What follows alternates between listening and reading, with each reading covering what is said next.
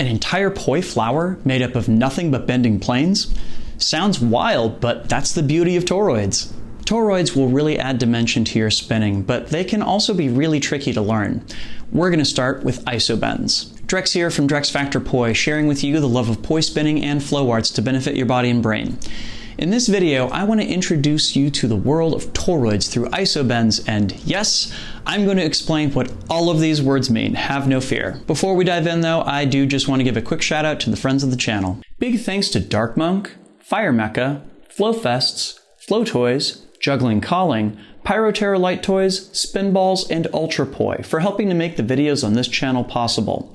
You can learn more about all these amazing businesses and what they're doing to support flow artists like yourself by checking out the links that I've got down in the description of this video.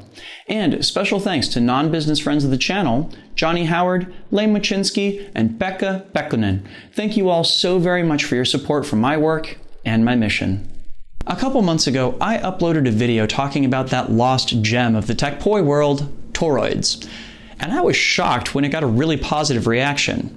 I'll link to it down in the description as well as up in the cards if you're watching on YouTube. Turns out there are people out there still interested in toroids. Who knew?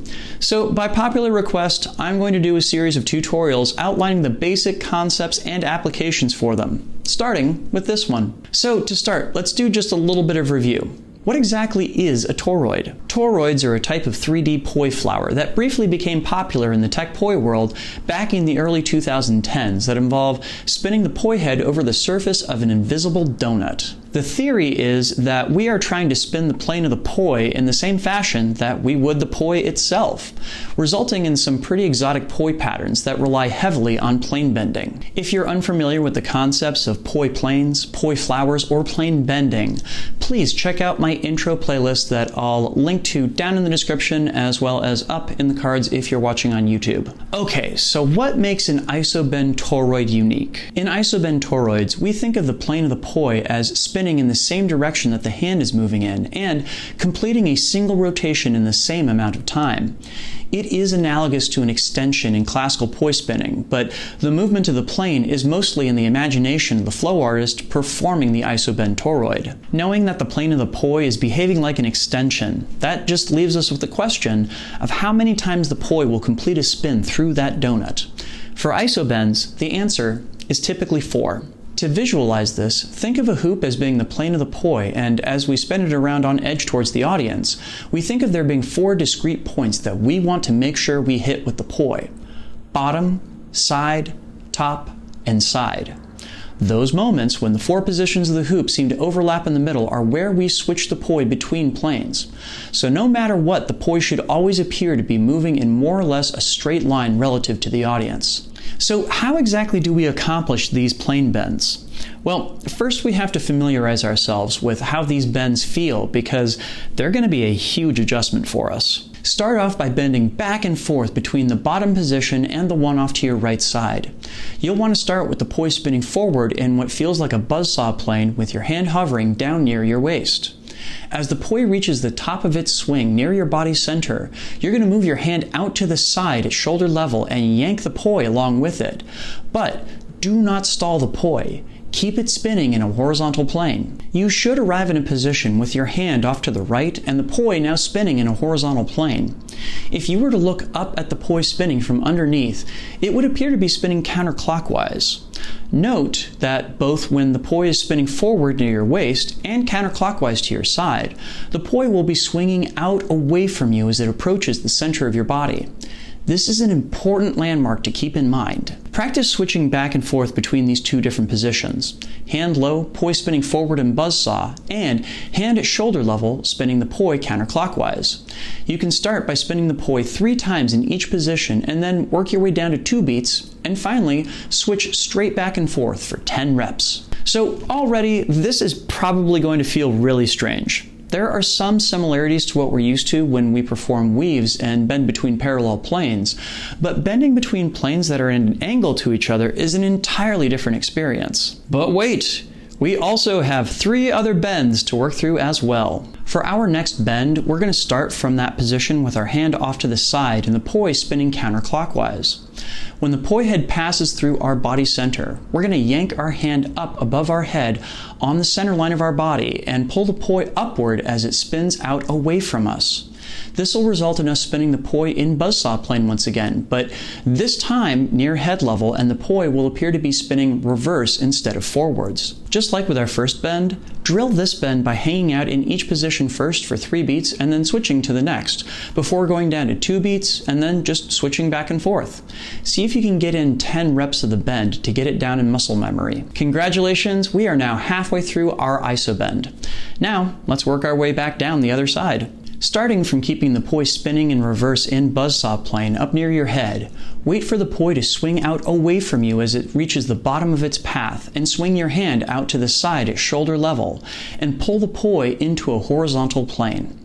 Try to make sure you wind up with the poi spinning what would appear to be clockwise if you looked up at it from below. You'll know you've got it right because once again, the poi will be swinging out away from you as it passes through body center. Practice going back and forth between these two positions, reverse and buzzsaw plane up top, and clockwise and horizontal plane over at your left.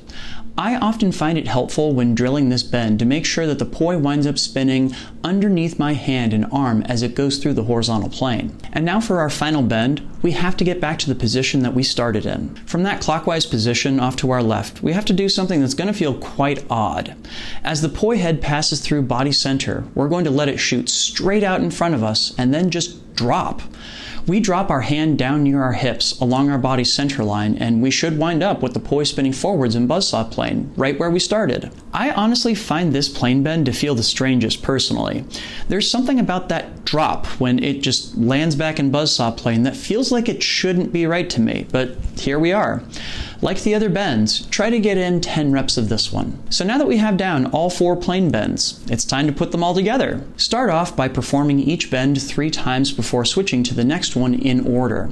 From there, you can drop down to 2 reps per bend and then see if you can just move continuously through this Isobend Toroid. One important thing that is super important to keep in mind as you're drilling this.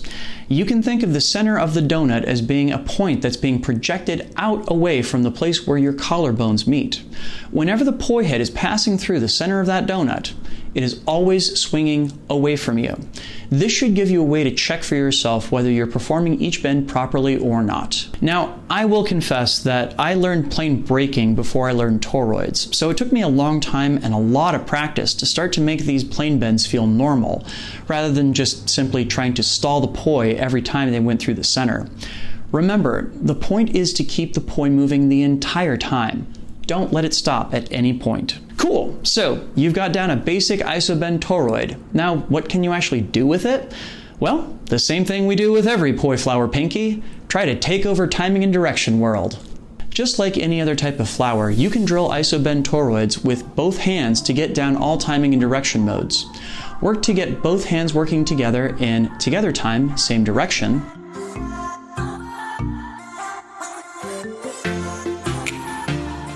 as well as together time opposite directions.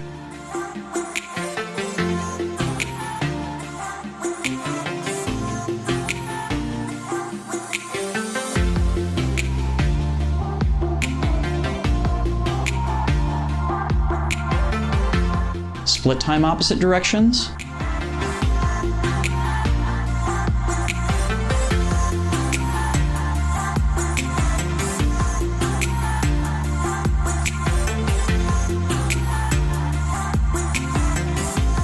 And split time same direction.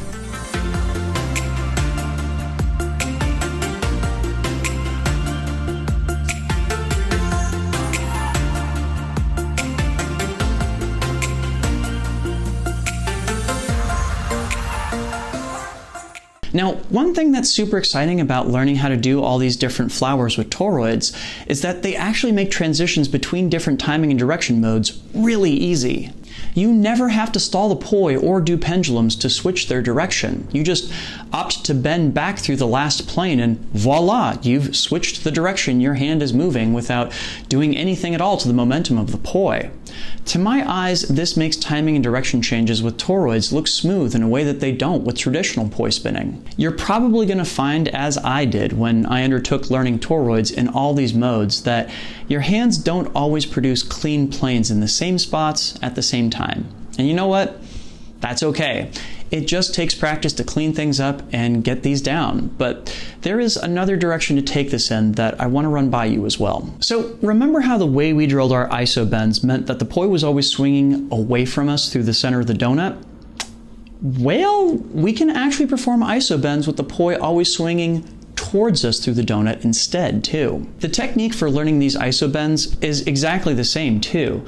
You just reverse what direction the poi was spinning at all of those individual points. So you go from reverse on bottom to clockwise on the right, forward on top, and counterclockwise to your left. Though do note that from the perspective of your audience, it looks identical to the version with the poi swinging away from you in the center. I personally think of these as being two expressions of Isobend Toroids, the outie and the innie, depending upon which direction the poi is going through the middle. So why bother learning both, aside from bragging rights? It does actually open up a few more options to be able to do both. Let's say you're performing an innie with one hand and an outie with the other.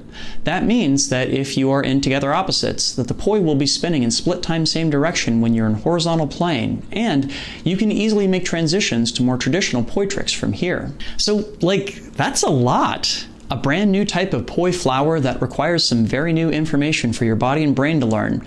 Some cool timing and direction possibilities with it, as well as two different expressions that can open up transitions back and forth to more traditional poi tricks.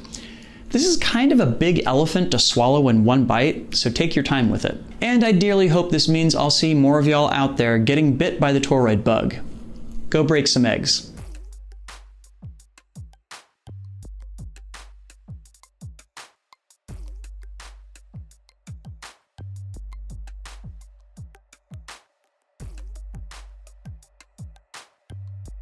Did you get anything out of this video? Please make sure to like, comment, share, and subscribe to help other people find this video and to help my channel grow. This video would not be possible if not for the wonderful support of all of these amazing people right here.